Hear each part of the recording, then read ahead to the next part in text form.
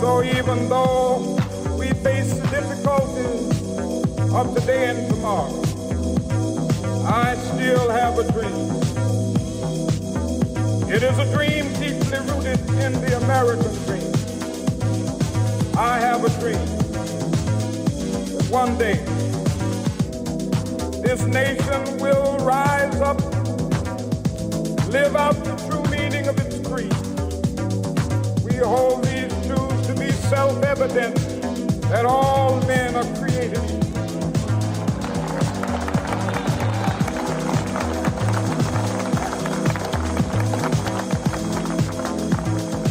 I have a dream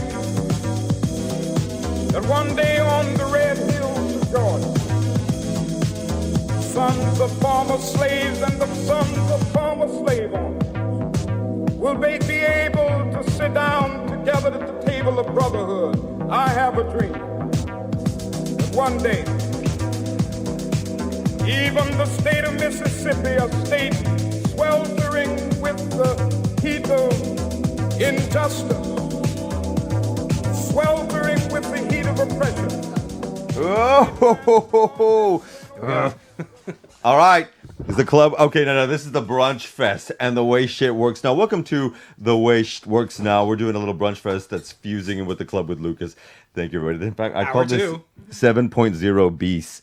And I have titled this stupidly "Exported Sass: American Artists Abroad." We've got a femme twist going on. Can everybody just introduce themselves, please, today? Because I'm not going to do it. The queens are speaking for themselves. Lady Nancy, if you would start, please. Hi there. I'm Nancy Goldstein. I moved to Barcelona from New York City, Brooklyn, in November of 2022, and I just have to say that it is hilarious to be identified as a femme. Thank you. Hello, I am Kelli Ellis. Hailing from the country of California. The fourth largest economy in the world. Thank you very much. Came here in 2019, right before the pandemic. It was so great. And I do love it. I'm an interior designer by trade, and I have some fun things to share, some new shows. Child. Yeah. We've got some shit to talk about. So, Yeah. Lady H. I'm Hannah Becker. I'm from New York. I've lived in Barcelona since 2015. I'm coming up on my 10-year anniversary in August. Oh yeah. And yeah, I do stand-up comedy, and happy to be here. She's one of the queens of comedy of Barcelona. Books the Comedy Club, for God's sake. She's helped the run the queen. Comedy Club. I need to go laugh. Thank you for being here. Yeah, oh my God, come to a show. Please. So many shows. Please. And finally? Hi, I'm Nicole Kohlers. I've been in Barcelona for 24 years, going on 25 in September. It's a long time. You're local. Since she was 18. Man, family's from Hawaii. I was born in California, so a West Coast girl. I lived in Seattle before coming here, but it seems like a very faint memory to me.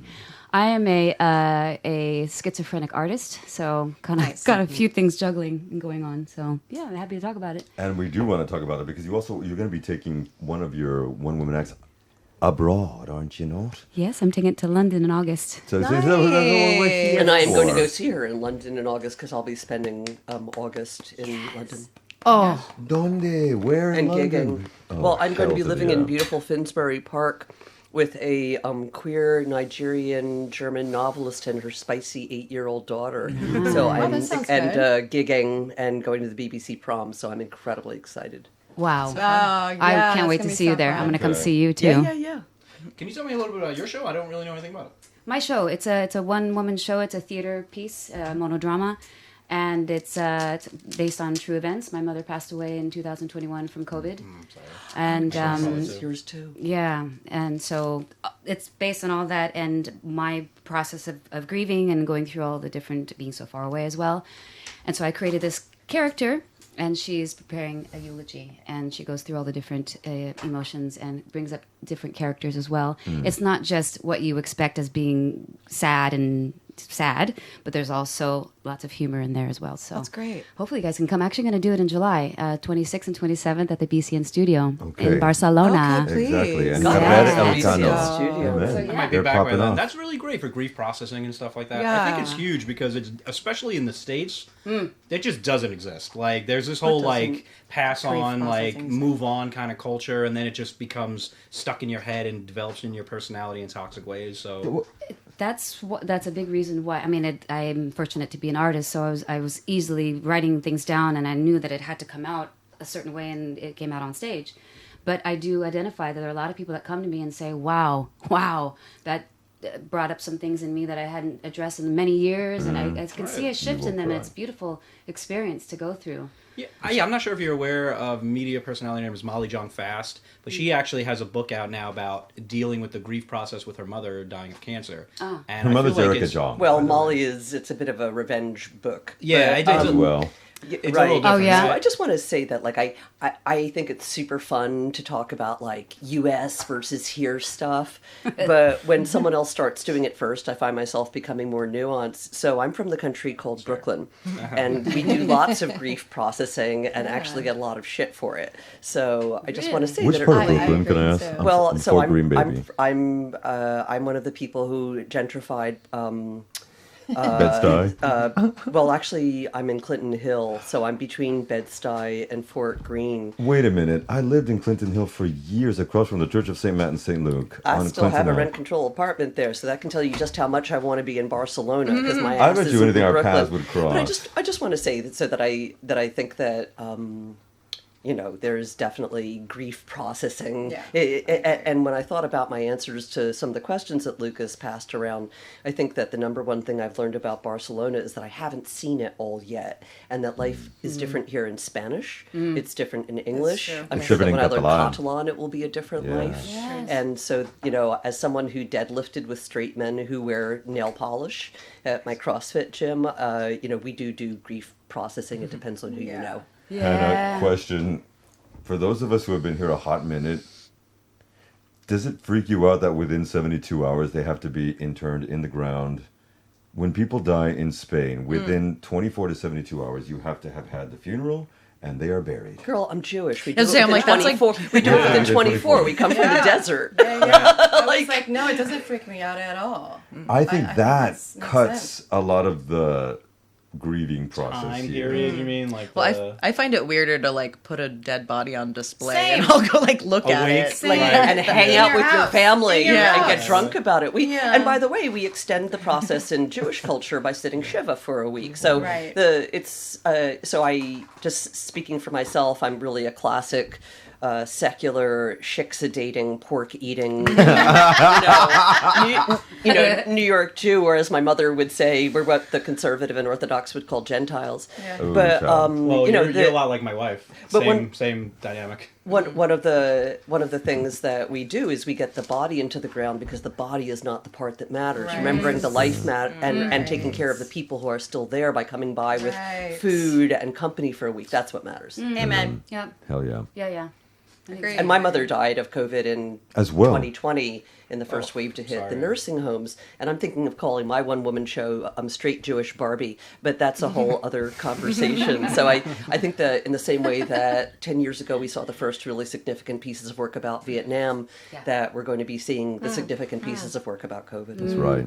Yeah, it was just it hasn't been processed, in my opinion. It has not really been processed. Like still in the shock. scale and the damage to people's lives and Younger Well, especially lives, us because too. we were 2 months in our small flats, right? I mean, a lot. well, I was in the Three, States. no? My wife and I moved Yes. here 3 years ago. I was here. Jeez, tres Yeah. I was here in meses. my Oh, small it- flat, running yeah. up and down the stairs. Yeah. Because I had to do something. It was great Yeah. if you had a dog. You could get out. I had two, and it still felt like we were holed up, like waiting for that time, our allotment to leave the house, right? Where you're Yes. allowed Yeah. to go out for a walk. 1 hour, yeah. And crying Yeah. because you got outside and you saw people's faces for a hot second, and you're like, yeah. Like, it was nuts. Yes. Well, was do you nuts. think that has been, for many people who escaped from the realities that are going on over there right now, do you think that has affected everybody or more one identified group like younger people?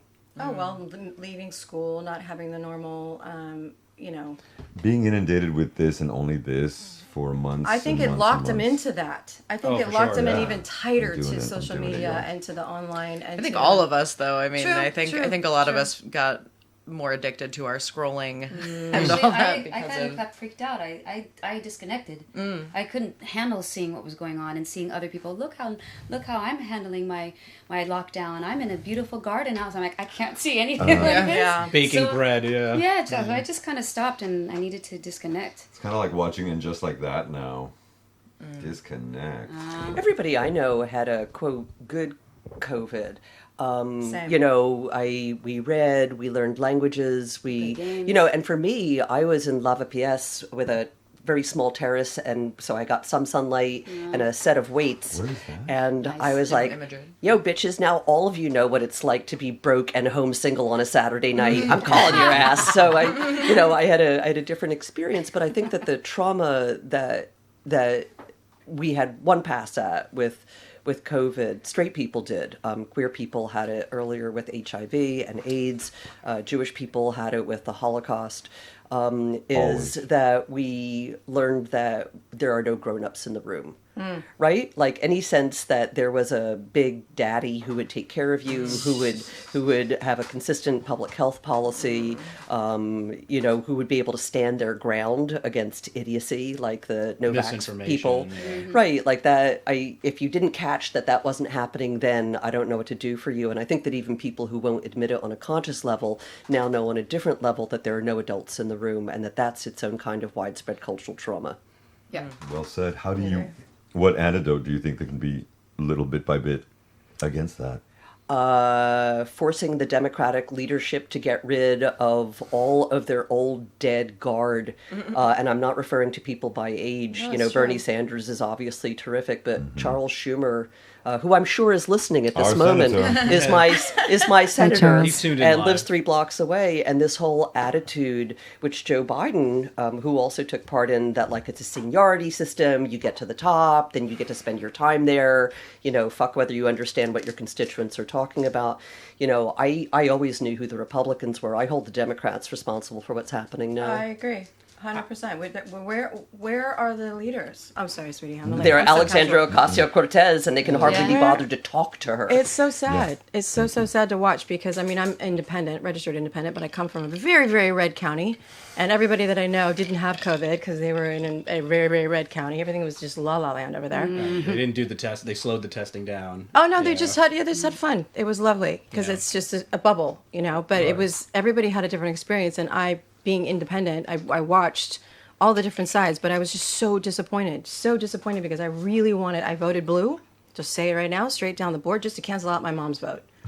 Yeah. Truly, I told her, Good call. I'm voting blue just to cancel your vote out. I just want you to know, just ha ha ha, but not ha ha ha, like legit. So I think that But the we didn't. points Who do are we have? legitimate. Oh, I'm sorry. I didn't mean No, to- it's okay. It's okay. Yeah. It was just disappointing to see that where is the leadership? Because I was Really. going to agree because I have a lot of Republican family, Yep. and I'm actually a former Republican. I'm like a convert Democrat, so I'm a little bit more of a cheerleader because any convert would Right, be. new. You're new. So, yeah. So like I try to find the positives, and I think the challenges are coalition challenges. So like the party itself isn't a cult. You don't follow dear leader, Yeah. off a cliff. Regardless. we have so many different types of people doing so many. Because if you're against fascism, if you're against racism, if you're against people who are discriminating against the LGBTQ plus community, Yeah. you have a big tent, but that's really difficult to make work in a two-party system. I think that's the Yeah. big flaw. Like That's what's so finding- interesting here, right? Yeah. Is this multi-party system? Yes. I don't know that it's effective, but it's interesting to watch. Yeah, It does create that coalition necessity, which can sometimes be.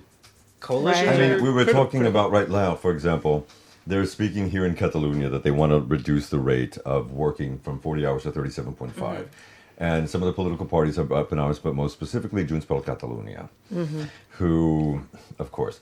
And what people don't seem to understand and realize is that for over 80% of the votes since December of 1978, the parties that have been led by the Pujol family have voted in line with the PP and now Vox over 80% of the time. They have voted against the people that's killed their people by the scores of thousands. And let us never forget that Catalonia was the last place that had slavery in the West. Let us never forget. So we need to remember that these people who are acting like the motherfucking victims now have taken everything from them, using black folk and Caribbean, mostly from England, here to build their wealth, and then we're the victims and we want independence now. And that kind of creation then leads to, like, the socialist government right now has the lowest approval rating since December 1978, while Spain just happens to be the strongest growth economy in the world. last year for sure. We've always been terrible at marketing and communications. The left has. The left. They're just Yeah, totally. are Yeah. terrible, And we're terrible held at to a different messaging. motherfucking standard as well. And Well, that, the truth. Absolutely, The like truth Pedro is- Sanchez should not be resigning. Suck. Like, Right. why? Not After in what this happened in world. Valencia, Yeah, not in this you know, world. like why is Pedro Sanchez resigning? But Mathon won't, exactly. You know, and by the way, I have a subscription to El País. You asked what stereotype we want to push back against about Americans, ma'am. and one of mine is that we don't care about anything beyond our borders. Right. And I just sure. have to say that I think that people don't understand the complexity of American identity. My cousin is one of the heads of UNRWA in Jordan and is not Jewish. And that's where I get my news about the Middle East. I have subscriptions to El País, Haaretz, The Guardian, The Washington Post. I steal from someone else because I'm not giving Jeff Bezos any more money. You're And the also New a York contributing Times. writer as And I'm a well. contributing writer. So You have a wonderful She's piece my of the new Daily Beast as favorite well. person. Oh no, I'm stealing her next. love Let's go her. for coffee. And We're gonna have iced coffee. I'm so sorry. I just want to say that Hannah Becker.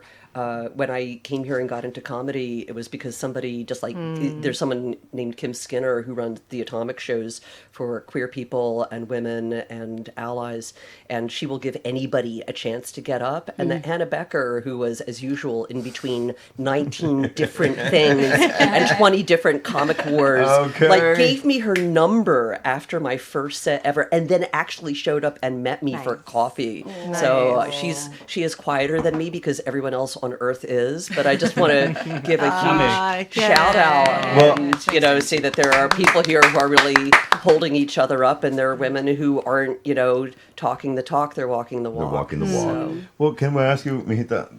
Let's jump into that. Intro. Thank you for the queen here. How did this become the hub? Because the Clubhouse and the things that you've been doing for years, even before the Clubhouse, has become a hub for the creatives of comics here.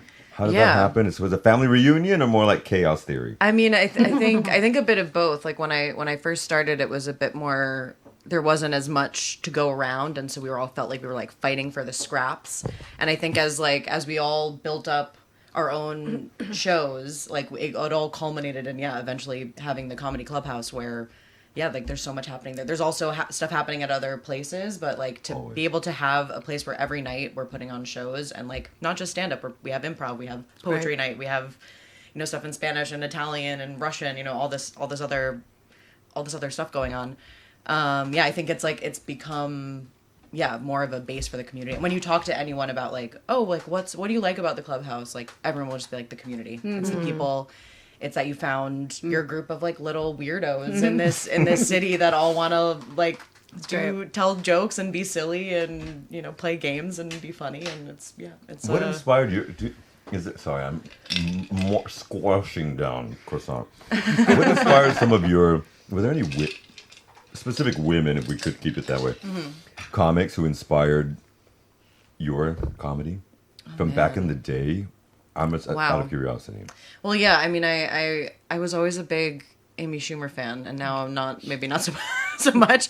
But no, I think she was like one of the first, because I feel like there were a lot of these like hot girl comedians that were like famous when I was kind of younger and coming up, and I was like, oh, I guess you like also just have to be like hot and skinny to do stand up too. And then I was like, oh no, like they're like normal looking women who are also, you know, not because like I don't want to be like Amy Schumer's fat, but you know, like she's like, you know, a normal bodied woman.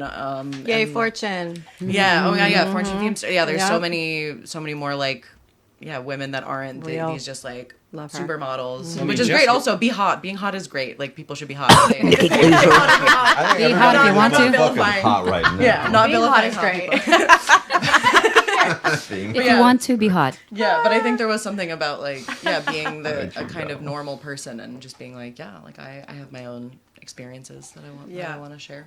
Jessica Kirsten's incredible too. Yeah, I mean, oh my God, she's she's like great. a legend and a living legend. One of my favorites. We just interviewed actually a comedian from New York City named Stacey Pressman. I don't know if you know her, but she's been around for a while. She's on that sort of like edgier side, and she's done basically every Sirius XM. Howard and Artie Lang. Artie Lang, Yeah. Sam Roberts, the whole Sirius XM lineup. She's had her own radio shows and stuff like that. She's a true hustler, like a New York City from Brooklyn. New York City hustler. She has like 7 jobs. She's an has a hustle actress, question public here, speaker. too. No. She's based in New York City. We interviewed her last week. Here's our last show. Okay. Nice. And we interviewed her. It's incredible. Like the way she's been. She's born and raised in Brooklyn. She actually ran for mayor against Adams a couple of years ago as a third-party candidate. That takes a And lot she's out. a was a public libertarian. speaker about like eating disorders, burnout, mental health in general. In other words, she's a woman from New York. Yeah. She would say the same. Country. Well, Yeah. okay, so that brings a question that I wanted to say. Do you think that bringing that energy of a little bit of hustle is necessary? Yes. It's not even an option. It's just who I am. Because over here, Stereo. and this is something that came up in hour one. yes. Okay, testify. Yes. Because over here, there comes this understanding of, ay, es que es lo que hay, es que no, y es que de la marinera. No, we can't. And so at some point, you get a little bit tired when you're dating a 49-year-old who still lives with his mom. Okay. My mom lives with me, shit. Yeah, no, my mom lives with me. That's the Alright. way it is. Yeah, we've talked about this so many times. I've been here 6 years, and it still takes me time to get over that attitude because it's so hard because we do hustle. This is table hustles, right? There's no doubt about it. We're in like company, and we have just a different mindset, and it's Americana, tranquila, Americana. Okay, no, I don't even know what that means. No What- pares, huh? No Yeah, pares, no. pares. Honestly, honestly. No, I don't stop. No, you I don't can't stop. stop. Of course, and it just is. It's amazing. And we were joking, like dating here is a whole other podcast. But we're saying, my mom lives with me, and I'm like, really, in the same house that you grew up in? You are not taking care of your mom, you 49-year-old, That right? Like I can't. it's definitely a curveball from the culture and society that we come from. Kills me. Uh-huh. It kills me. I just want to. I Right, want to right. see the motivation. What are you doing? What are you doing to enrich your life? What are you doing to help other people? What do you do? Do you volunteer anywhere? Because you have so much time. Like, what are we doing with our lives? And it just is a very, very different mindset that I have to just shut my mouth. Because Do we I- blame the parents I and the don't know. grandparents? I don't know if it's Maybe cultural. affordability. Is it cultural? But then Affordability might be- affordability Yeah, I think- is a thing. You know, in Germany, do you know that people in Germany pay half the rent we do Yes. Really? for the same space? Maybe, okay, 30 to 50% less. It's insanity. But can I just say that, like, when you're watching all these anti-tourist dealios that are going on right now, right? child, yeah, And so we need that I'm money. looking at this craziness going, you know who owns these apartments, right? It's They're Catalan people. Catalans. Speak. Yeah. Catalans Testify. own these, Preach. own Testify. these apartments. Right. And they're the ones out there protesting, putting tear gas. I'm watching Right. this going, this is the most asinine thing I have ever seen. I cannot believe it. Also, It just kills me. 250,000 jobs are directly related to tourism in Barcelona. So. Look, I'm sorry. And I'd say Sagrada, more. Sagrada Familia That's what would we not know even be of. built if it was up to the Catalans to put in their cash to build that sucker. So I'm sorry. All of your iconic things that people come to see are paid for by tourists. Yeah, I agree with So you. settle the F down. Nearly Okay. 45% of our income now, over 40%. Thank you very much. Yeah. So I understand there's an issue, but that's high rent for the people who are actually living here are owned by the Catalans. I live in one of them. I know. And it is bullshit. Sorry. Beep, beep, beep. You curse on here. Yeah. Nance, do you want to say something? Yes, she does. I have something bubbling. I can feel it too, but- WWJD. Damn. WWND. Who's Jay? Yeah, who's Jay? I don't know. Well, look, the complexities of what really creates political change. Like, I personally am not a big fan of emoji activism. Oh, yeah. Right, Wow, and right now. the fact is that both in New York, where we've been losing our apartments to people who show up with suitcases full of cash for 20 years, and here it means holding your government responsible. While I'm a little shocked that the real estate industry here appears to have as much power as they do in New York, given the difference in election laws. Right. Look, the fact is that the people we need to be speaking to are our electeds. Nobody is going to stop coming to Barcelona because someone squirts them with a water Right. gun.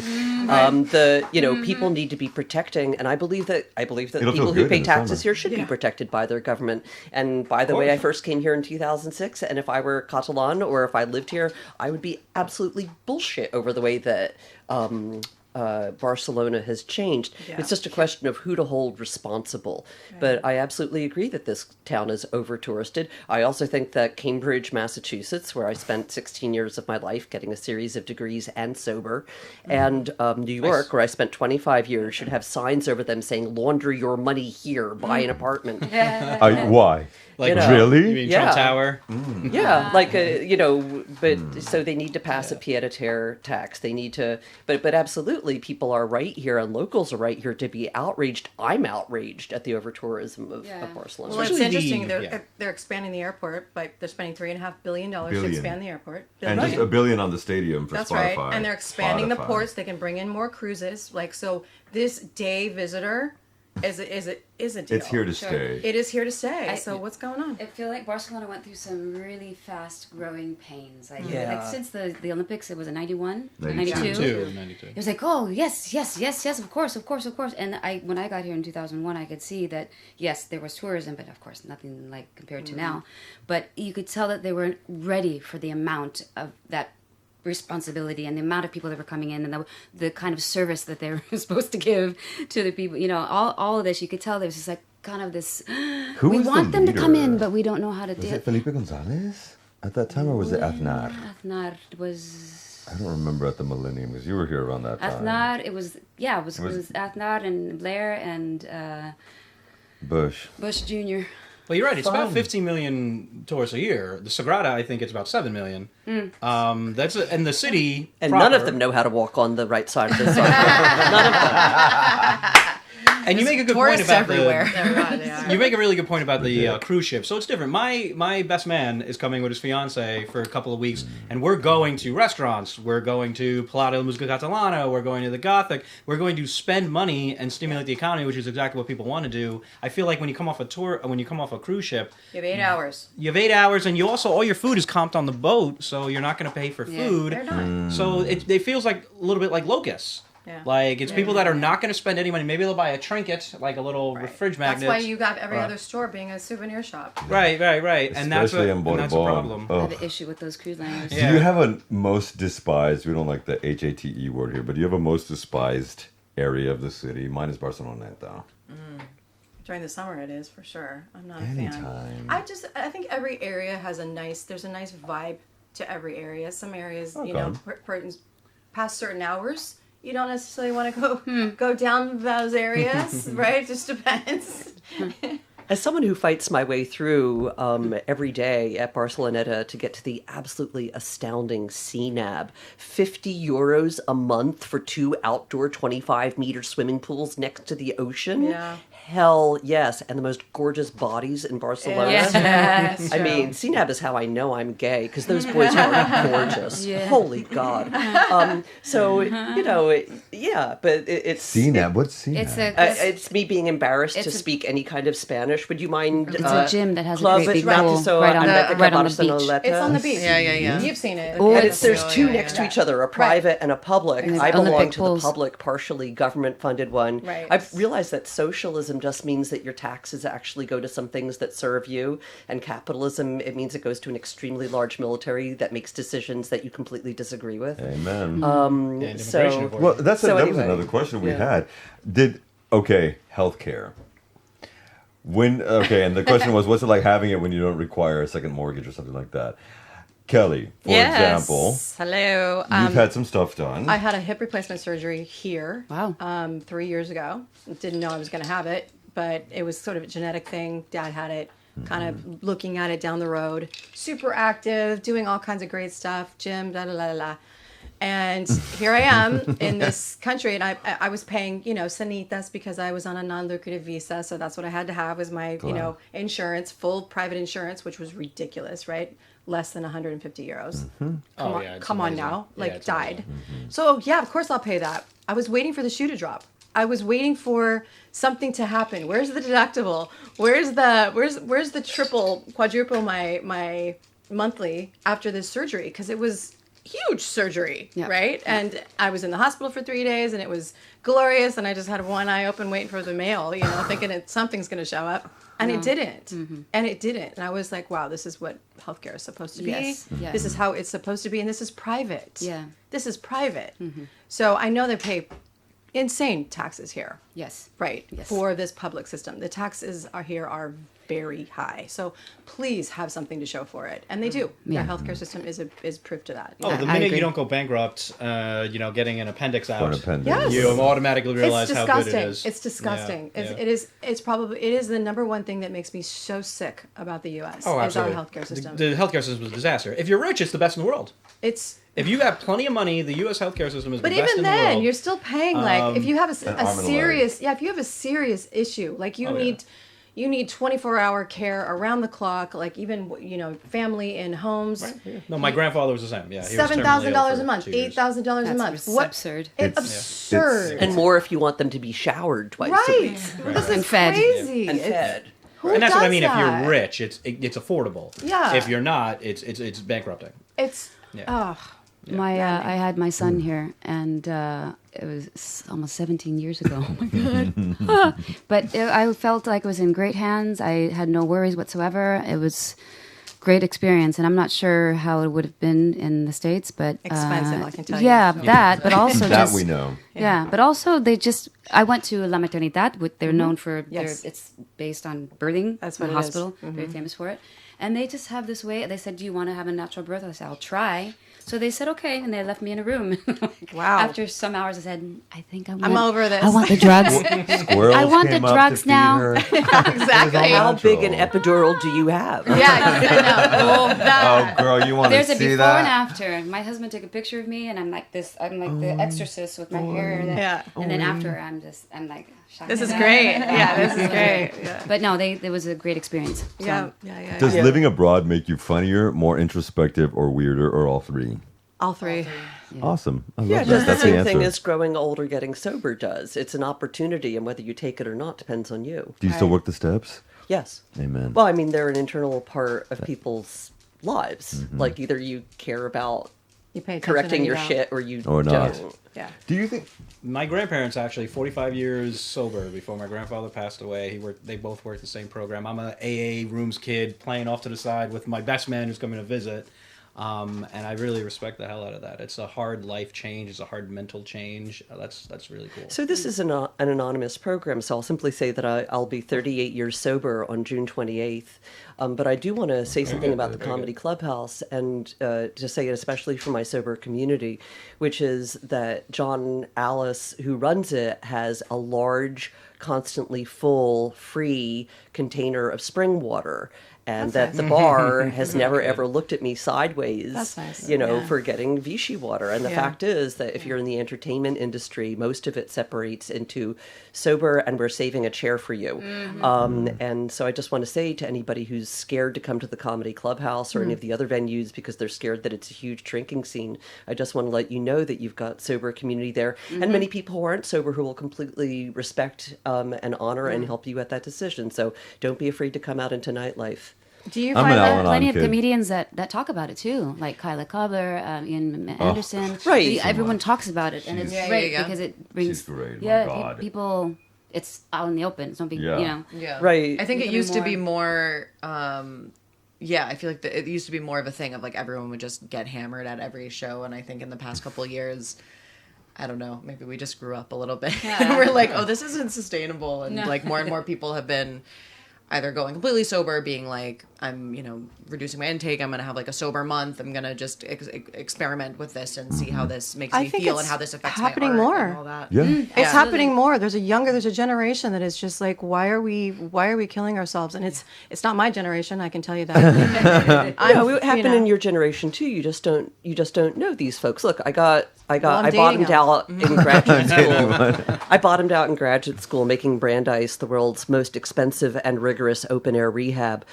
But in 1987, when this happened for me, my bestie Wendy was a 16-year-old in Spartanburg, South Carolina, getting sober out there. So I just have to Wow. say, and someone who's been very special to me got sober when she was 14. And what I always say is that when you're a cute upper middle class white woman straight in Napa Valley and the police are still booking you, you've crossed a fucking line.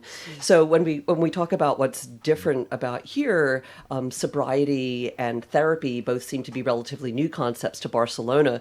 I think it's hysterical listening to comics who are like, is anybody here in therapy? And the question in New York is like, is anybody not? Or when I say I'm sober here, people think it means I haven't started drinking yet for the evening. And I'm like, nope. Not talking about today. Not talking about today. Not just this week. Okay, for the comedians here, do you think that do you sometimes find that people are not getting the drift because they don't understand our humor, our sense of Yes. humor, our 90s, 2000s, 80s? Yeah. Well, if you don't speak enough Spanish, you are miming, and then once you learn enough Spanish, Miming. yeah, you feel like a mime. And then once you learn enough Spanish, you can actually communicate with people. But yeah, there's a lot of miscommunication for Do you do sure. comedy? No. Oh, okay. I'm sorry. I'm not. Oh, okay. There's a huge difference between the Well, Spanish humor and the humor that we used to. Wait, can you talk more about that? Well, I have Catalan and Spanish friends, and the type of humor. I guess I've learned how to kind of adjust the way I know how to make them laugh. I guess. Okay. Yeah. And it's very different than, well, you know. Mm-hmm. Yeah, I hope I sure. can make you guys laugh, but as far as like the Comedy Clubhouse and other places you go to, it's very international. It's not just Spanish and you know, people from the States. There's people from Sweden, people Italian, from Germany. Russian, yeah, So it's totally. a very, very interesting to observe. Yeah. Who reacts to what. And what doesn't work, and it's to see the comedians go, okay, well, you know, and doing their crowd work, and where are you from? It's very colorful. Well, that's the fun about performing in Barcelona, I imagine, compared to performing in a more like homogenous kind of place. Like, not to say like New York is homogenous, but like everyone there is from New York, you know, or in London, like everyone's from London. Here it's like, yeah, you have people some people are on vacation, some people have lived here for a month, some people have lived here 10 years, some people are in, you know, a relationship with someone from a different country to them. Some people, you know, like there's all these different things, and like you have to do a certain kind of comedy. I mean, like you have to make sure that your humor is, you know, gonna make a lot of people laugh. Like you can't rely on, they're gonna know this specific politician from my country, or this specific supermarket from my country, or, you know, all of these little references that when you have like UK comedians come in, they're like, the Tesco, right? And you're like, what? Or, you know, Americans are like, and then like this like senator, and everyone's like, I don't know who that is. Like, we're not paying attention that deeply. Like, I've noticed that when internationally known comedians come, like, Know your like, audience. It was kind of the past few times. I won't say the names because, you know, they're very, very famous people, and people came, spent a lot of money, but it was a little bit like as if this person hadn't done any research, and I think this person really didn't think that. I think that person thought that there were all Spanish people who could speak English. Yeah. And I'm like, no, we're from your country. Yeah, that happens so often, like visiting comedians, and they're like, so you Spanish people, and I'm like, there's not a single Spanish person in this room. I'm like, those are Germans, they're Polish, like they're from Argentina. And they're Catalan, so don't call them Spanish. What about us? You know, Yeah. some of them don't do their research. See, I feel like that's one of when Know that visiting audience. comedians come to the Amen. clubhouse, it's one of the things I always tell them, and I'll be like, do not assume that the audience is Spanish, because it'll be awkward. Like, it's gonna be uncomfortable. It's a really good note. Yeah. It really is. I know I'm not a comedian, but I think so in my head. Yeah. No, I was Yeah, me thinking too. it is- Yeah. So You've seen just her want to on say TV, that though. I'm about to do a presentation next week on the 26th and the 27th. My Instagram is Nancy G NYC. Is that the Nancy following? G BCN Studio, that thing? NYC. I'm going to be at the BCN Studio on the 26th and 27th doing a presentation on Stonewall, Yes. which were the 1969 riots in New York City that are the basis of the contemporary queer rights movement, but are not the first gasp of queer rights, which is part of what we're going to be talking about. And my translator for this, it'll be consecutive translation, which means I'll say a few things in English, and then Iris Permuy, who is from Murcia. I just want to let my friends know that while it's not going to be in Catalan, it would be if someone wants to be my Catalan translator, who is native-born Catalan. But my translator is a professional translator. You will not be listening to a giddy stumbling over the words. I'm not you know, doing it screw then. up with a Spanish dad and a French mother, and so you'll be hearing bona fide Castellano. But it's the 26th and the 27th at BCN Studios, and 50% of the profits will be going to Rainbow Railroad, which is helping queer people get the fuck out of Dodge in the many places in which we are endangered, which increasingly includes the United States. So I right. certainly hope that people are going to come. There are early bird tickets for €8, and we have extended that deadline to midnight tonight so that your listeners can get in on the lower price. All of the information is on my Instagram page, but I did hear a younger comedian from Sweden the other night saying, why do we celebrate Pride in June? I'm like, the Stonewall riots were June 20.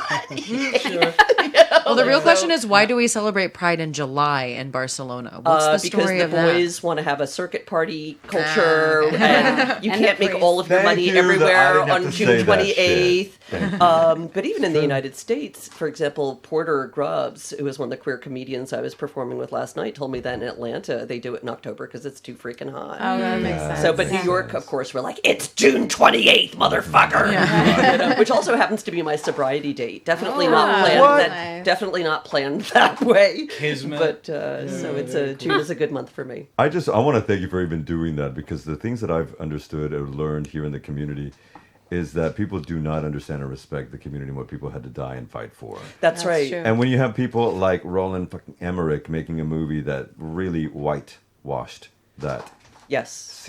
oh my God. Yes. It's necessary, because one of the things we do have, especially in the gay community, there's a huge chemsex issue that's going on and has been going on for quite a while. It's Yes, it has. died Are you down talking for about a hot meth minute. use? Yeah. Correct. And so as someone who also has an older gay brother and is also gay, when you see You're gay? That's what I say. when you see He's too that cute. I would date him. very few, especially if you're under 50 here, they don't understand that so many people have fought for them to have this. Yes. Yeah, of course. You're right. It really gets in my craw. It really does. Maybe you should have Boils my one of the potatoes. stands in the parade so they can be known. You Ooh, know, An you should be education. educational thing would broadcasting. not Yeah. Well, I have to say, like, I no longer go to pride parades because I didn't get queer for people to sell me Stolichnaya, you know, or for people to have chemsex. Right. Look, so look, freedom, you know, I haven't been an activist so I could have a bunch of long-haired, straight-passing flexers on Instagram as gay influencers being like, you know, and you know what? They get to do that. They abso-fucking-lutely get to do that. And most people have never been political. If you talk to people who are from the hippie years, they're like, yeah, 10% of us were protesting against the Vietnam War and 90% of us were just fucking and doing drugs. Right. You know, so I don't think that this is a new phenomenon. I also just want to say I don't think it's a young versus old phenomenon. I have bona fide Catalan friends here, straight and queer and of different ages. They all hustle. They've all traveled. They're all educated. They also all read multiple newspapers. Right? Like there's just a straight line through what my friends are like, right? But we I all have- read, we vote, we vaccinate, you know, we travel. Sure. Nice grab. I have gay Catalan friends that are conservative as hell.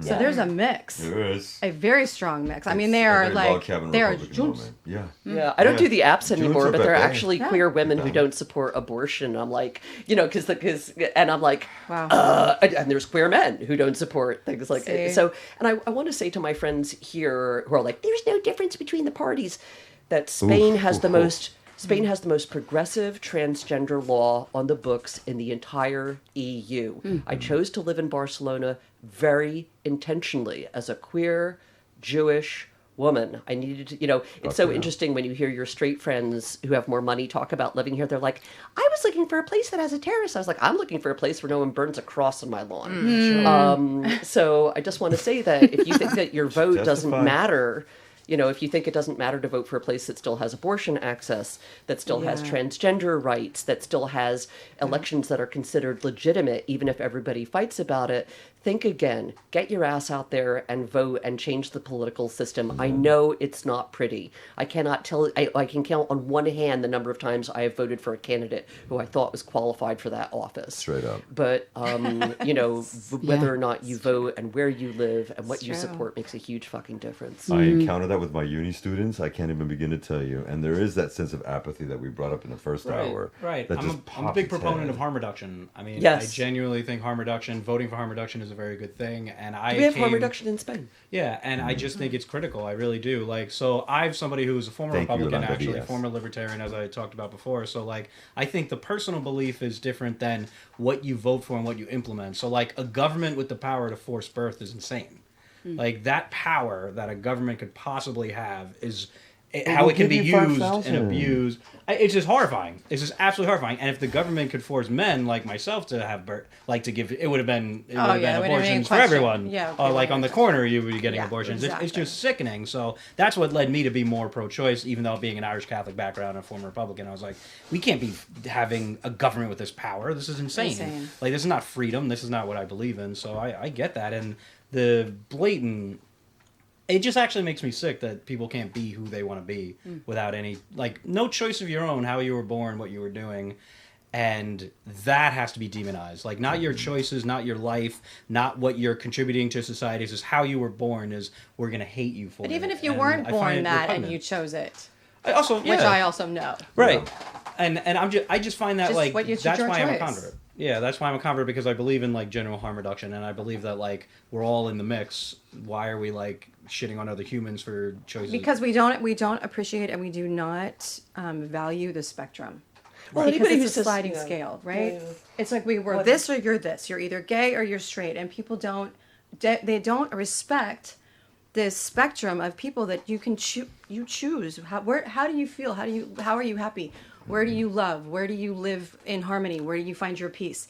Doesn't matter, Finding that right? peace. It's your choice, and so for us to put laws around that is the insanity part, right? It's nutty that you would try to regulate what that looks like. And every generation, there's just some new group to demonize, right? Like, every generation... Oh no, it's the same group. Yeah, I was just gonna say. Sadly, there's a real lack of imagination about who to demonize. Jews, blacks, and women. Yeah, and people who look LGBTQ, different from us. Latinos. And Like, and I just one like other.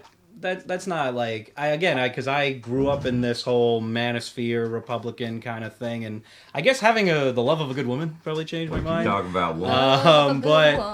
But like, you know, it really just sounds so abysmal to me. So we have these conversations with Lucas, we have other guests and stuff like that, and it's like, oh, I don't think we should be trampling on LGBTQ rights, so I guess I'm a cuck or something. Like, it really, the dialogue is getting so insane that, like, I believe that people who do not feel safe should be able to be free to take their lives and their family elsewhere. A friend of my wife's actually does asylum cases for trans people that like are under like actual threat. right, and that's help who them move to other inspired me countries. to do that. Was talking to immigration lawyers working Right. with trans people in the U.S. But please go ahead. No, and it's the same type of thing. And I just started realizing like what I was being fed was complete shit. Is a divisive kind of like world All that of us. Yeah. right. And so like that's what when I'm like, why are your answers that I have to shit on somebody else who makes the same money as me versus the billionaire who stole everything that like they have? And it just changed me more left over time. And now I'm in Barcelona, so like it's gotten like, wait a minute, I'm 40 and out of shape and healthcare is free. Like it just my life experiences generally like inform my ideas about me growing and learning and changing. Well, my mind. everybody. I mean, this is why Yeah. initiatives to change people's lives are a lovely idea and a big moneymaker for people who run those courses. What changes your life is knowing and loving people who are different from you. And I think that that's what accounts for some of New York City's liberalism. It's hard to demonize people who you live next to, shop Right. with, are taught by. It's still quite possible. I just also want to say to people here who don't know that when we talk about harm reduction, we're talking about a philosophy that says that instead of criminalizing, for example, people who use IV drugs, that you want to give people clean needles.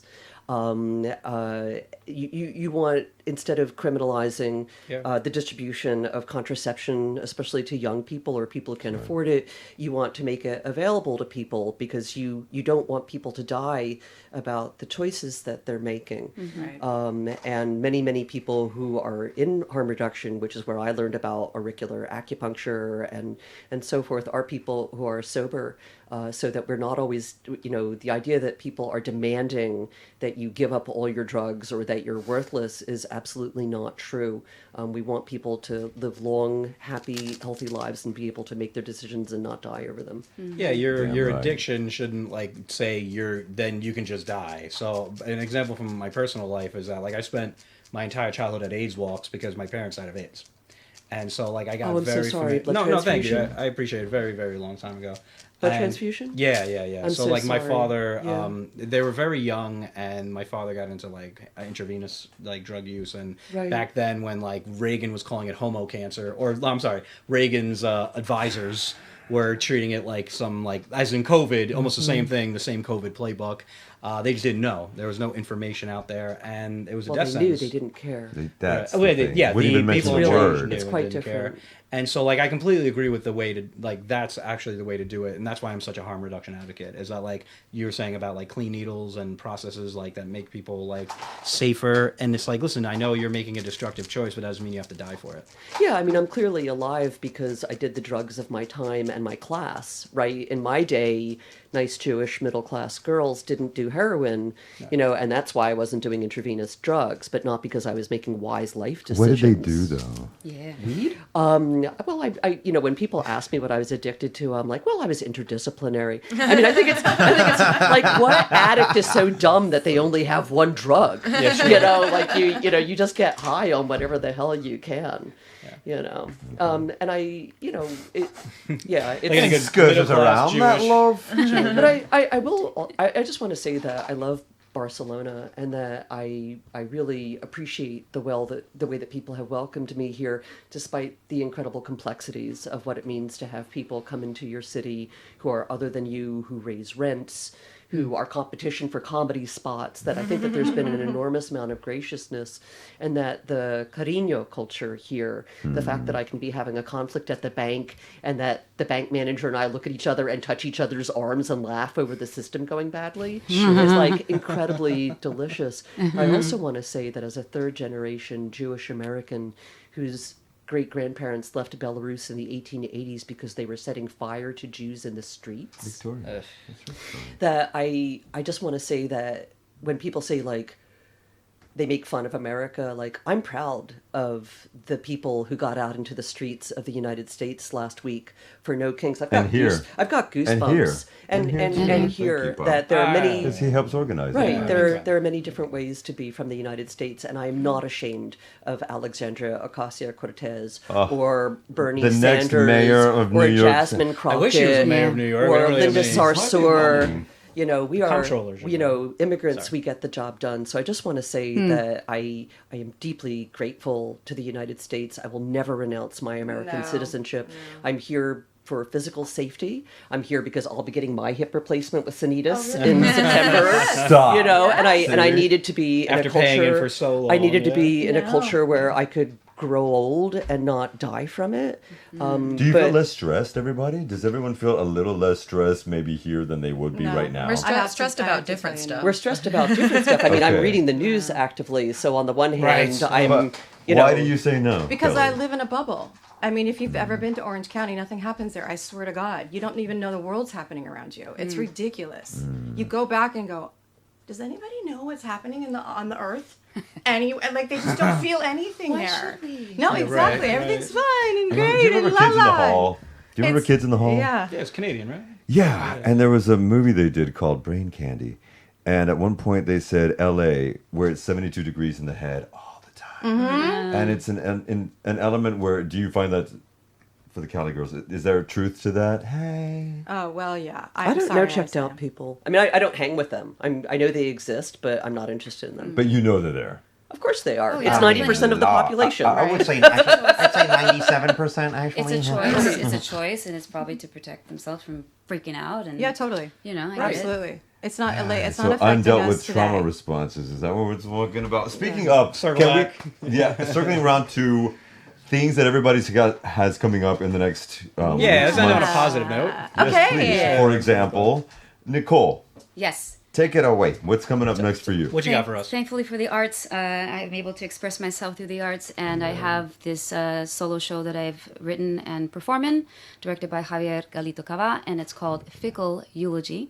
Right. And it's performing in the BCN Studio, the 26th and 27th of July at 8 o'clock.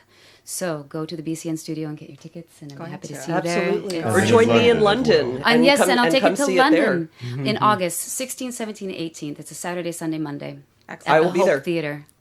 I'm going to come and see you in London as Yeah, well. absolutely. 16th, 17th, 18th of August. Of August. Can you come? I think I might. In London? Yeah, I mean, I have so much fans and family there. Oh my gosh. Fans So and family. I just have to find, Together at last. I have to find someone to take care of the Babies. Yeah. The fur Baby. babies. my two fur babies. Also, please. Lady H, please. Oh, Well, I work at the Comedy Clubhouse, and we just opened a new venue, which is insane. So yeah, we did a soft opening yesterday with our new restaurant, which is Nikki's Kitchen. I don't know if anyone's had Nikki's Kitchen before. She's amazing, Canadian woman, makes the most amazing food. So yeah, we'll have food. We're gonna have shows. Our real opening is going to be 4th of July weekend on the 5th, but we'll have Michelle Wolf recording our podcast and doing a Michelle Wolf and Friends show as like our opening show. But yeah, we're going to have both venues open like all summer. They have air conditioning. Yes, we have air conditioning. Sparkling water. Amazing shows. I host an open mic every Monday, and I'm often hosting on the weekends. So, come, follow me on Instagram.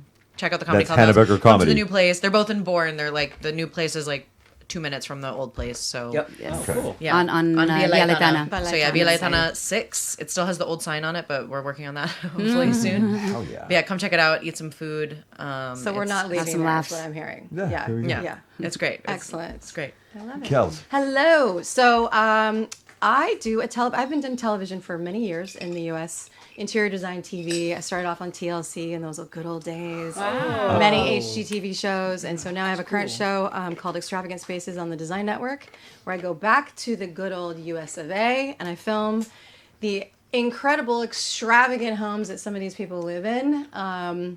We don't know what political party they are. Not really sure. We're in Arizona. I'm not sure. But they're gorgeous nonetheless. So I host that show, and we're coming out with season 2, which I'll be doing at the end of the year when I go back to the United States. Nice. Yes, I am going back to take care of my parents. So doing my daughterly duty to do, and it's my honor to do that. So Very good. we'll be watching for that. Nancy. Well, as I said, so we have the Stonewall presentation coming up at the BCN Studio next Thursday and Friday. Nancy G NYC is my Instagram. Also, I'm a single Jewish doctor. So I just want to say to all the tomboy femmes out there, yes, please. Yes, please. But I have to say that if you are not interested in politics, like, do not apply. There's just no point. I think they got Right. that. There's no point. Because that, ladies and gentlemen, is the way shit works now. And we will see you on the flip side. Everybody got to get up because they are popping in here. Thank you for having us. Thank you for being here, everybody. And Thanks, guys. get all Thanks this for up having because we'll be sending it out to you on Al Gore's interwebs. All right, bye, everybody. Ciao, ciao. Bye. Thank you so much for having us. Thank you, man. Yeah, that was fun. I'm going to see you online. Thank you.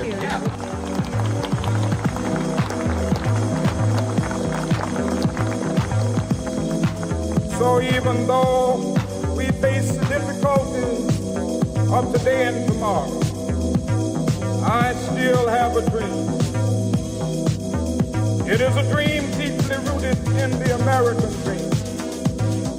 I have a dream that one day this nation will rise up, live out the true meaning of its creed. We hold these truths to be self-evident that all men are created equal.